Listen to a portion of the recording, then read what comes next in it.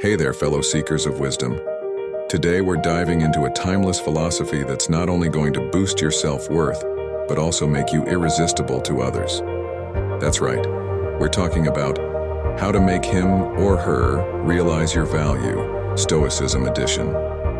So you've been feeling a little undervalued lately, huh? Don't sweat it. Stoicism, the ancient philosophy that's been empowering people for centuries, has got your back. Step 1. Embrace the power of indifference. Yep, you heard me right. Stoicism teaches us to focus on what we can control and let go of the rest.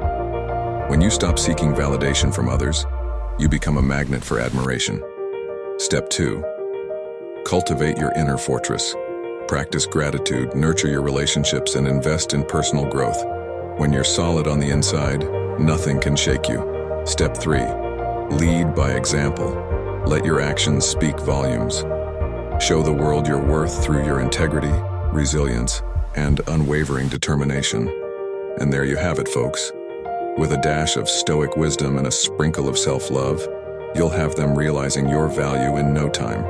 Remember, you're a force to be reckoned with. Thanks for tuning in. Like and subscribe for more wisdom. Until next time, stay stoic and stay sensational.